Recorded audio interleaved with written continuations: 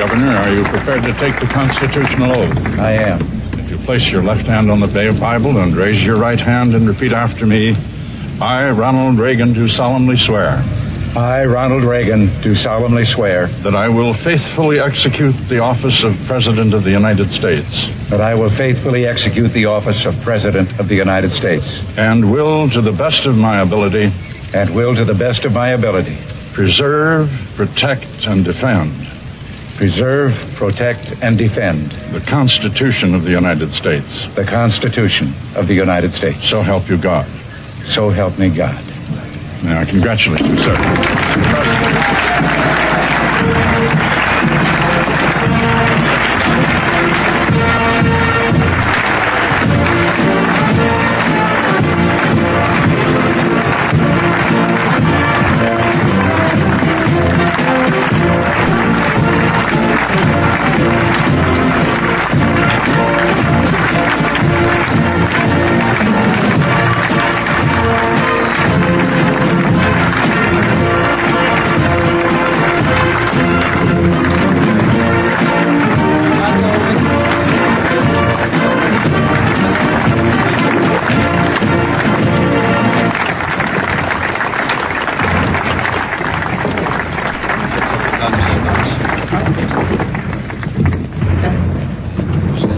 The President of the United States.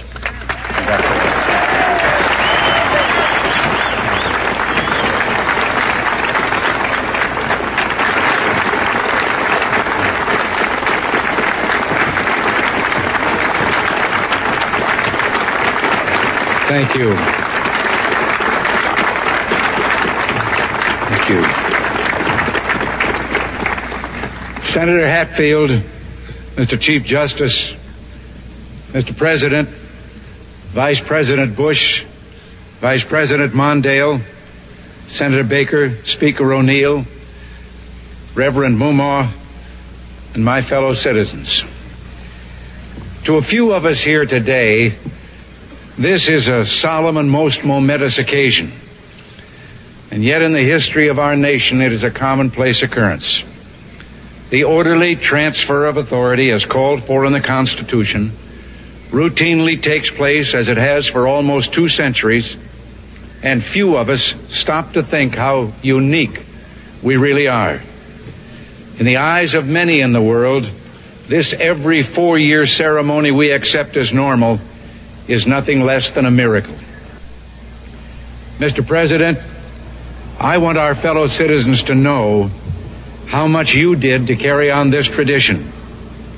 By your gracious cooperation in the transition process, you have shown a watching world that we are a united people, pledged to maintaining a political system which guarantees individual liberty to a greater degree than any other.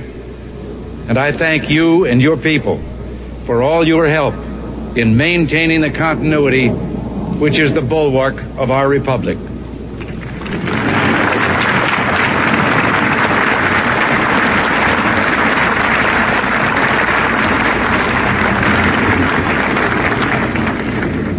The business of our nation goes forward. These United States are confronted with an economic affliction of great proportions. We suffer from the longest and one of the worst sustained inflations in our national history.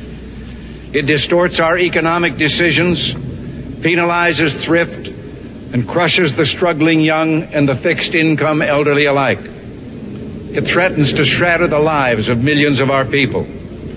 Idle industries have cast workers into unemployment, human misery, and personal indignity. Those who do work are denied a fair return for their labor by a tax system which penalizes successful achievement and keeps us from maintaining full productivity.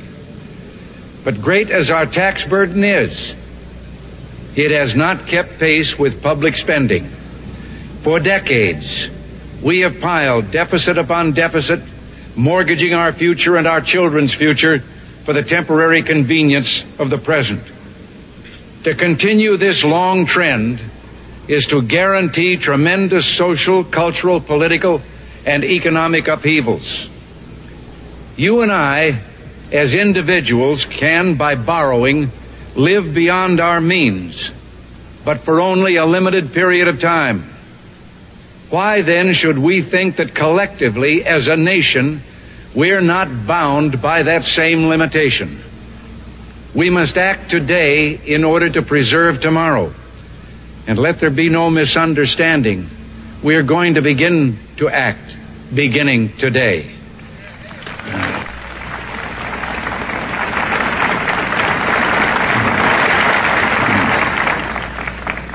The economic ills we suffer have come upon us over several decades. They will not go away in days, weeks, or months, but they will go away. They will go away because we, as Americans, have the capacity now, as we've had in the past, to do whatever needs to be done to preserve this last and greatest bastion of freedom. In this present crisis, government is not the solution to our problem. Government is the problem.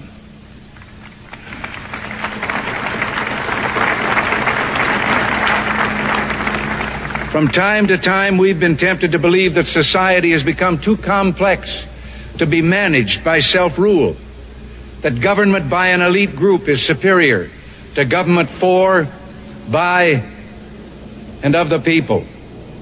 Well, if no one among us is capable of governing himself, then who among us has the capacity to govern someone else? All of us together, in and out of government, must bear the burden. The solutions we seek must be equitable, with no one group singled out to pay a higher price. We hear much of special interest groups. Well, our concern must be for a special interest group that has been too long neglected. It knows no sectional boundaries or ethnic and racial divisions, and it crosses political party lines. It is made up of men and women who raise our food, patrol our streets, man our mines and factories, teach our children, keep our homes, and heal us when we're sick. Professionals, industrialists, shopkeepers, clerks, cabbies, and truck drivers. They are, in short, we the people. This breed called Americans. Well, this administration's objective will be a healthy, vigorous, growing economy that provides equal opportunities for all Americans with no barriers born of bigotry or discrimination.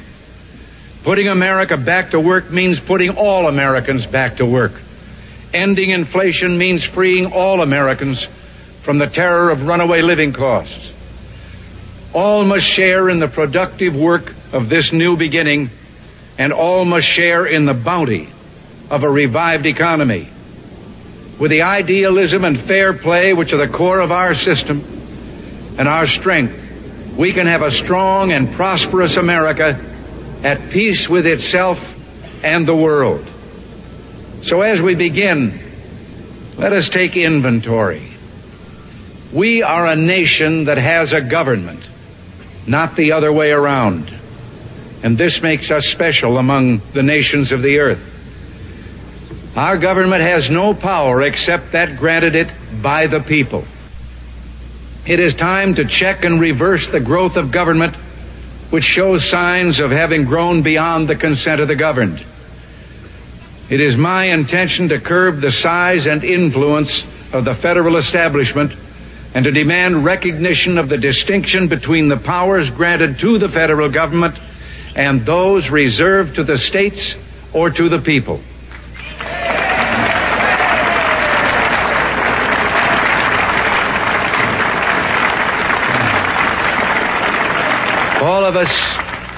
All of us need to be reminded that the federal government did not create the states.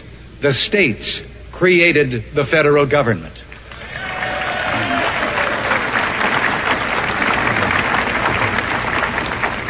Now, so there will be no misunderstanding, it's not my intention to do away with government. It is rather to make it work. Work with us, not over us. To stand by our side, not ride on our back. Government can and must provide opportunity, not smother it. Foster productivity, not stifle it. if we look to the answer as to why for so many years we achieved so much, prospered as no other people on earth, it was because here in this land we unleashed the energy and individual genius of man to a greater extent than has ever been done before. Freedom and the dignity of the individual have been more available and assured here than in any other place on earth. The price for this freedom at times has been high, but we have never been unwilling to pay that price. It is no coincidence that our present troubles parallel and are proportionate to the intervention and intrusion in our lives that result from unnecessary and excessive growth of government. It is time for us to realize that we're too great a nation to limit ourselves to small dreams. We're not, as some would have us believe, doomed to an inevitable decline. I do not believe in a fate that will fall on us no matter what we do. I do believe in a fate that will fall on us if we do nothing. So with all the creative energy at our command, let us begin an era of national renewal. Let us renew our determination, our courage, and our strength. And let us renew our faith and our hope. We have every right to dream heroic dreams. Those who say that we're in a time when there are no heroes, they just don't know where to look. You can see heroes every day going in and out of factory gates. Others, a handful in number, produce enough food to feed all of us and then the world beyond. You meet heroes across a counter, and they're on both sides of that counter. There are entrepreneurs with faith in themselves and faith in an idea who create new jobs, new wealth, and opportunity. They're individuals and families who take taxes, support the government, and whose voluntary gifts support church, charity, culture, art, and education. Their patriotism is quiet but deep. Their values sustain our national life. Now, I have used the words they and their in speaking of these heroes. I could say you and your, because I'm addressing the heroes of whom I speak, you, the citizens of this blessed land.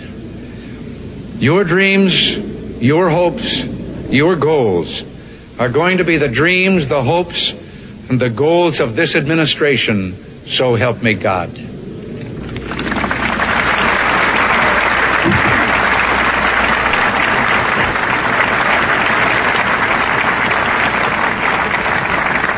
We shall reflect the compassion that is so much a part of your makeup.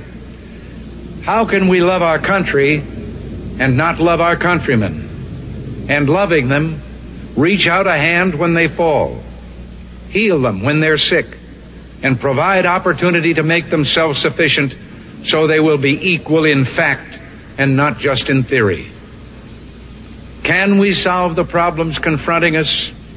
Well, the answer is an unequivocal and emphatic yes. To paraphrase Winston Churchill, I did not take the oath I've just taken with the intention of presiding over the dissolution of the world's strongest economy. In the days ahead, I will propose removing the roadblocks that have slowed our economy and reduced productivity. Steps will be taken aimed at restoring the balance between the various levels of government. Progress may be slow, measured in inches and feet, not miles, but we will progress. It is time to reawaken this industrial giant, to get government back within its means, and to lighten our punitive tax burden. And these will be our first priorities, and on these principles there will be no compromise.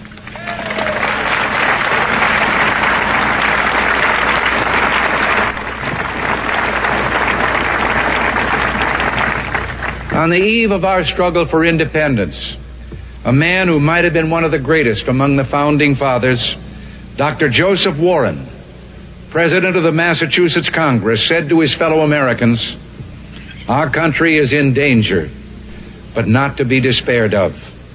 On you depend the fortunes of America. You are to decide the important question upon which rests the happiness and the liberty of millions yet unborn. Act worthy of yourselves.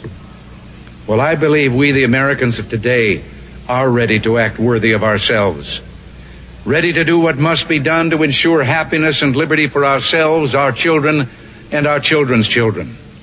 And as we renew ourselves here in our own land, we will be seen as having greater strength throughout the world.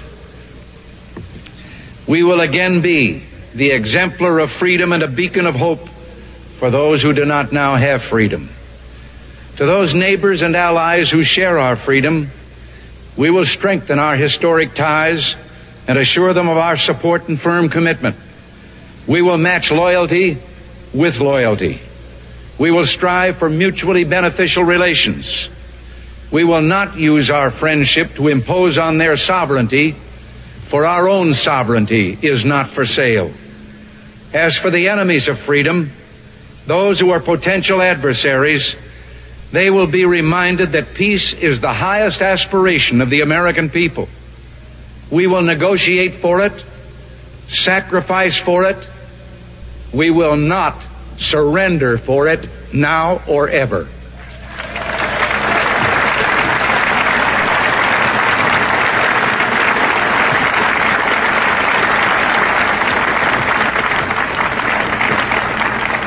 Our forbearance should never be misunderstood.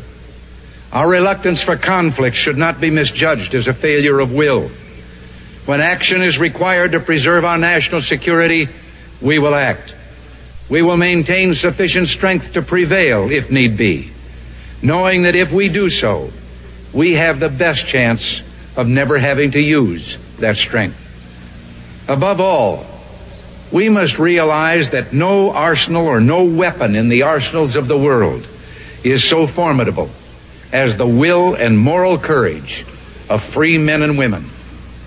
It is a weapon our adversaries in today's world do not have.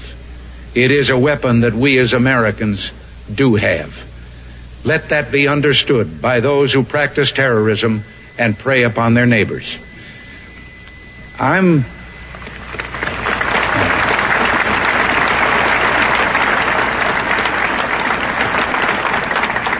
told that tens of thousands of prayer meetings are being held on this day.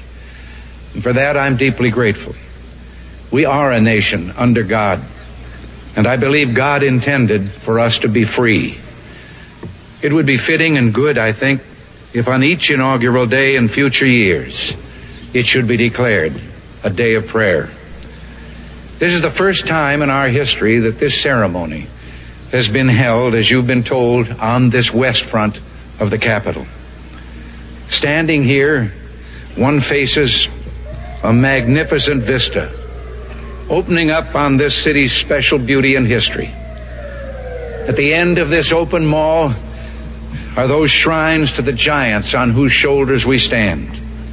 Directly in front of me, the monument to a monumental man, George Washington, father of our country, a man of humility who came to greatness reluctantly. He led America out of revolutionary victory into infant nationhood. Off to one side, the stately memorial to Thomas Jefferson, the Declaration of Independence flames with his eloquence. And then beyond the reflecting pool, the dignified columns of the Lincoln Memorial. Whoever would understand in his heart the meaning of America will find it in the life of Abraham Lincoln. Beyond those monuments to heroism is the Potomac River, and on the far shore, the sloping hills of Arlington National Cemetery with its row upon row of simple white markers bearing crosses or stars of David. They add up to only a tiny fraction of the price that has been paid for our freedom. Each one of those markers is a monument to the kind of hero I spoke of earlier. Their lives ended in places called Belleau Wood, the Argonne, Omaha Beach, Salerno, and halfway around the world on Guadalcanal, Tarawa, Pork Chop Hill, the Chosin Reservoir, and in 100 rice paddies and jungles of a place called Vietnam.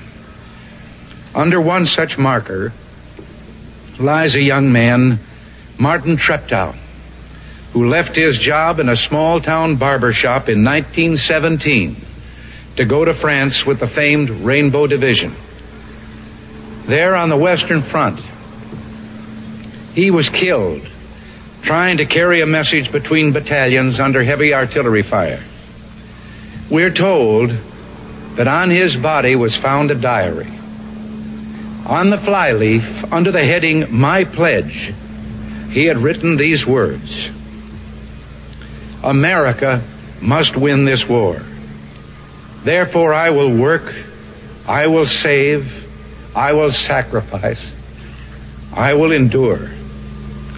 I will fight cheerfully and do my utmost as if the issue of the whole struggle depended on me alone." The crisis we're facing today does not require of us the kind of sacrifice that Martin Treptow and so many thousands of others were called upon to make. It does require, however, our best effort and our willingness to believe in ourselves and to believe in our capacity to perform great deeds, to believe that together, with God's help, we can and will resolve the problems which now confront us. And after all, why shouldn't we believe that? We are Americans. God bless you and thank you. Thank you very much.